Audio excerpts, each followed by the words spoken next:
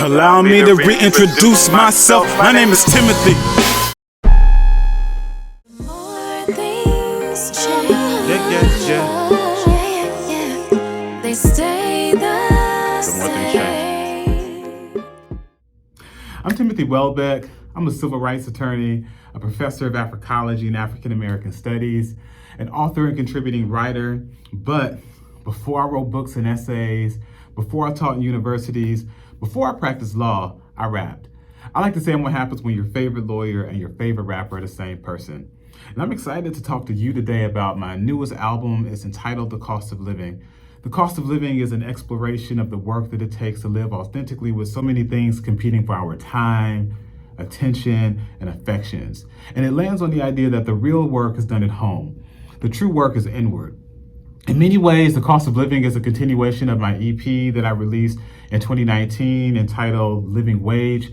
Living Wage looks at the same topics, but explores them through the lens of our vocation. So how do you align your purpose with what you do?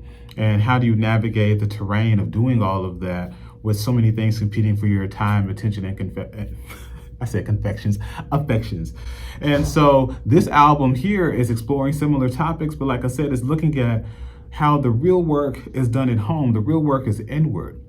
That's where we should truly be working towards being the best version of ourselves, being who we're destined to be. Who are you beyond what you do? And so on the album, I share some of the most personal stories I've ever shared in song form. I talk about my journey to fatherhood and how my wife and I lost who would have been our first child on Father's Day. I then also later in that same song share how I baptized my eldest daughter on the morning that Kobe died. I also share stories about how my parents met.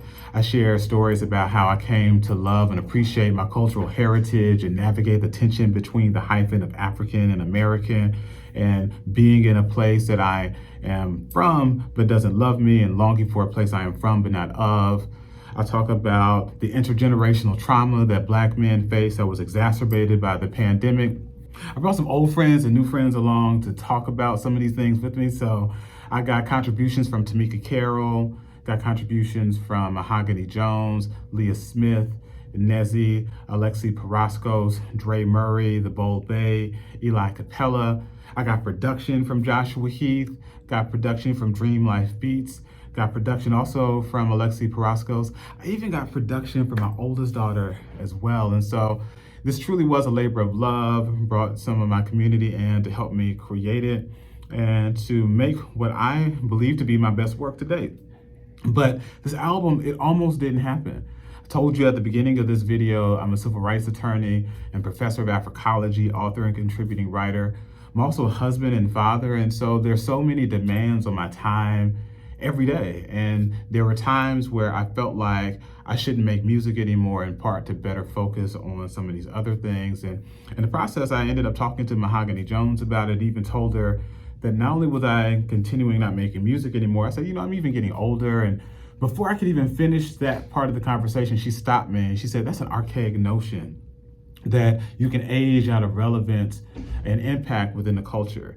And we need to stop thinking like that. And not only do we need to stop thinking like that, but we need to embrace contributions from those who are seasoned, not only in life, but within the culture. And she said, you are one of those people and we need to hear from you. And I deeply appreciate that encouragement. It helped me to not only continue this music that I make, but also to make this particular album. And I was really glad that she's on the album as well. She's on a song called In Yet a Little While.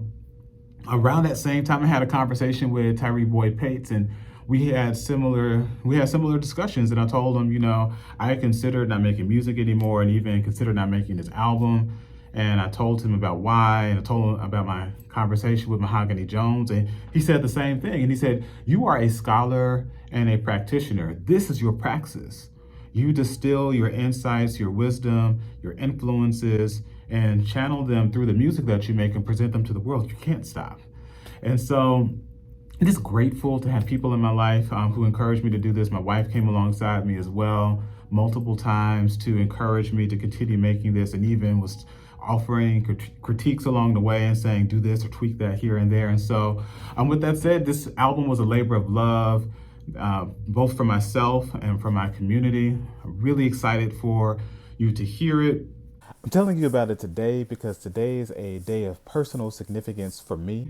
August 11th is my parents' anniversary, and August 11th is also an anagram of me and my wife's anniversary, 8/11 and 11/8. We got married on November 8th.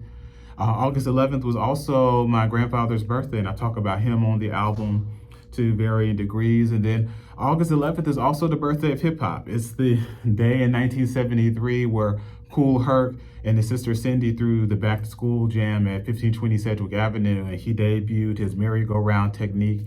And he had his friend Coke LaRock rock the mic while he was doing that. And they say hip hop was born that night. And so, with that said, I feel like an appropriate time to put this out because so many of those themes come together on this album, both my personal story, my family story, the story of hip hop all come together neatly on this album. So looking forward to sharing it with you. It'll be available on all streaming platforms.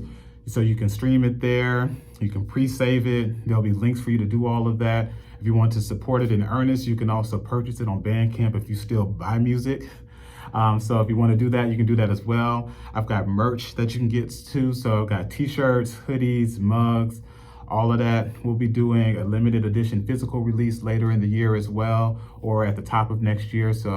But with all of that said, new album coming, new music. Hopefully you enjoy it. Looking forward to sharing it with you. Until then, whatever you do, make sure it's well done.